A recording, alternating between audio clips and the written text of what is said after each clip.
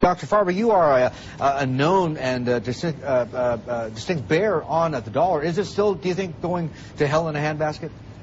Yeah, it will be worthless one day, that I'm fairly sure. Okay. But between now and then, obviously, you can have wide fluctuations, and the other currencies may not be much better. So I think that an investor, he should have some positions in physical gold and silver and in hard assets like real estate, land, and some other commodities. Okay, tell you what, for a high net worth individual, and among your investors would be some very wealthy families, your average typical portfolio in gold, in physical property, how much?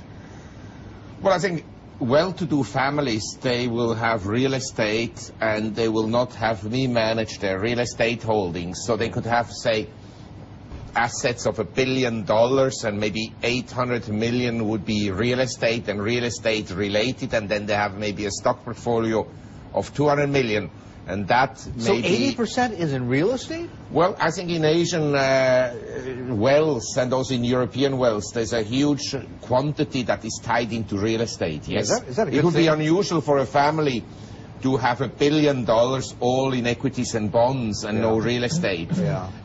Because most of the well-to-do people in this world, except the new economy wealth, like the Google's guys, they made their money out of, say, technology. But if you look at old families that are very well-to-do, most of them, they are well-to-do because they had real estate. But what would you recommend? What would you recommend as a distribution, which I think was Martin's? Well, I tell you, they have real estate and they're very well-to-do because they didn't do anything more stupid with their money. So it was always tied in real estate, and they didn't borrow against it because they're well-to-do people. So the thing is, I mean, on the one hand, you could view it as a very conservative way to manage your money. On the other hand, though, I mean, something like real estate land, they're not making any more of it. Let's put it this way. If we have children, and our children are not that smart financially and investment-wise, and I mean, you know, people are different in the world. There's some artists and some people that are good, like with the numbers. Goldman Sachs people, at making money.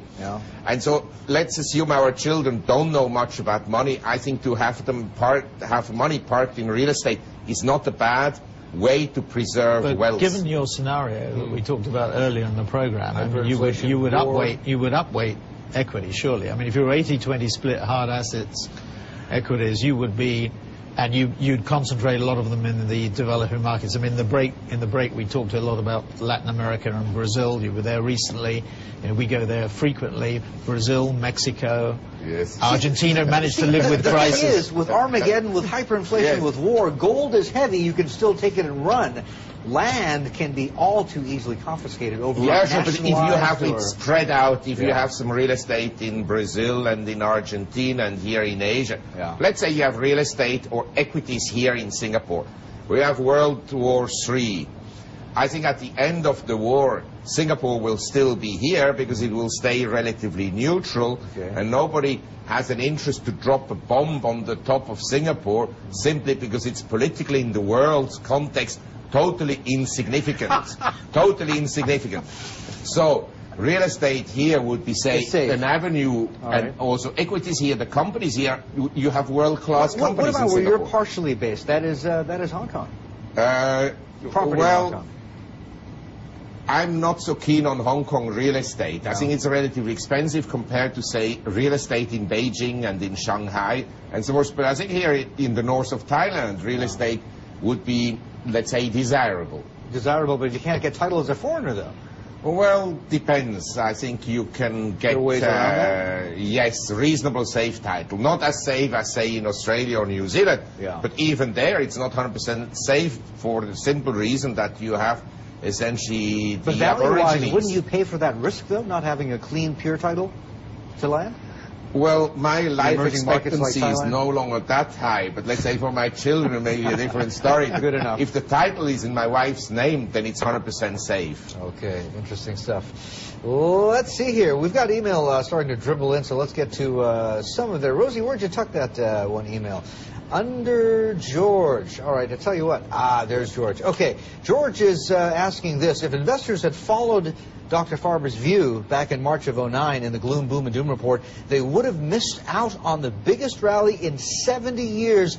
This wrong call, this gentleman says, this is George writing from San Francisco, cost huge returns. If it's true that most returns in the market came in very short periods, and he was wrong about the market at this critical moment, why should we listen to him now? We respect you.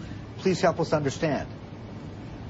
Well, but precisely, I said starting the end of last year that you should accumulate shares, and on March 6th I was interviewed by your competitor Bloomberg. I said buy the share market. So I precisely said to be in the share market between March 6th and recently. Recently I've turned kind of neutral because I think that we're in a trading range. And a big move is coming, a huge move is coming in the dollar, in bonds and in equities. But I'm not yet sure clearly on which side it will be.